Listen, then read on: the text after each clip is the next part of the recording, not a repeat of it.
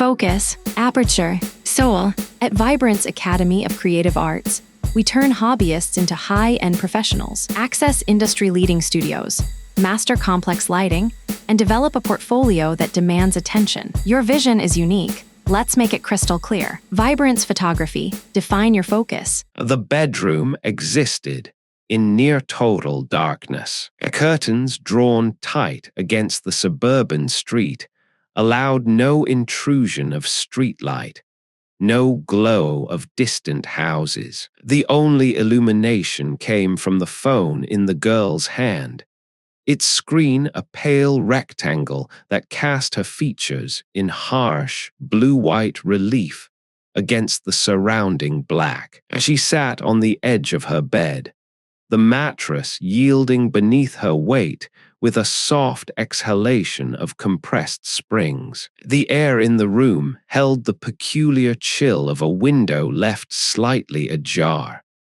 a thin current of autumn moving through the gap like the breath of something standing just outside. It raised the fine hairs on her forearms, carried the faint scent of damp leaves and distant wood smoke. Her thumb found the camera icon. The screen shifted, and her face appeared before her, rendered in the grainy, oversaturated quality of the front-facing lens. Dark hair fell across one shoulder. Eyes reflected the screen's glow like a cat's at midnight. Behind her, the room stretched into obscurity, the phone's flash unable to penetrate the deeper shadows that gathered in the corners. As she raised the phone, angled it, the familiar ritual of capturing oneself, repeated 1,000 times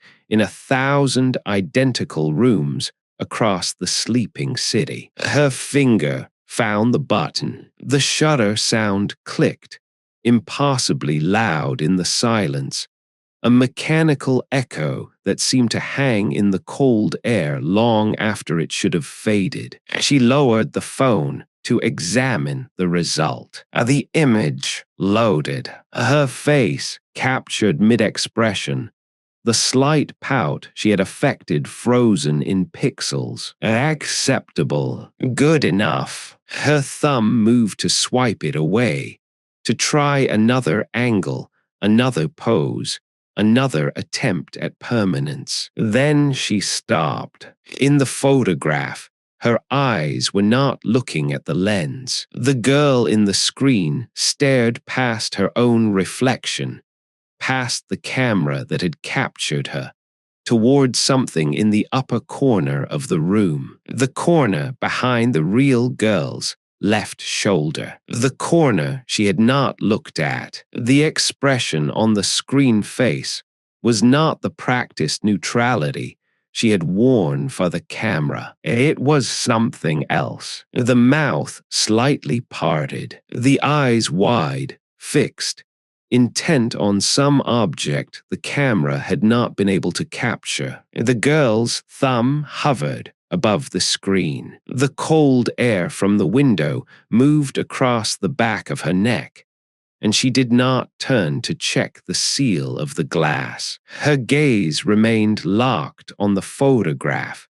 on the version of herself that watched something she could not see. As she zoomed in, the image degraded, pixels blooming into soft squares of color, but the direction of the gaze remained clear, unmistakable. The screener looked toward the corner where the wall met the ceiling, where the shadows gathered thickest, where the darkness seemed to absorb the phone's feeble light rather than reflect it. A sound emerged from that corner, not loud, not distinct, a soft, dry whisper, like fabric brushing against itself, or like something very dry and very old shifting its weight after a long stillness. The girl's thumb moved to delete the photograph. The screen flickered. The image remained. In the photograph,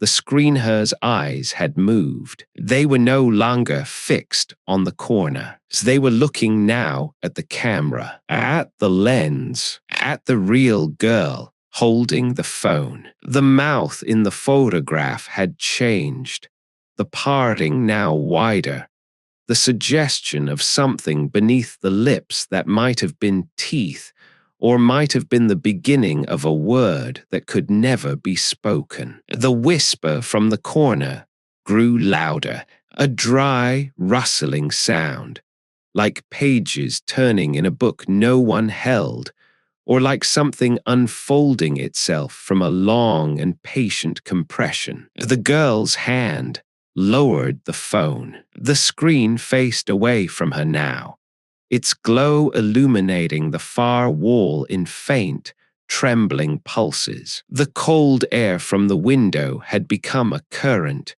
moving across the room not from the glass but toward it, as if something had passed between her and the seal and drawn the warmth with it. She did not turn to look at the corner. Her body remained rigid on the edge of the bed, the springs silent beneath her, every muscle locked in the suspension between curiosity and terror. The phone in her hand vibrated once, a soft buzz against her palm, as if the image on the screen had moved again and the device itself was trying to warn her. The rustling sound stopped. In the sudden, absolute silence, a single point of cold touched the back of her neck, not the diffused chill of the open window, but a focused point, small and precise, like the tip of a finger grown cold in a winter grave. The girl's head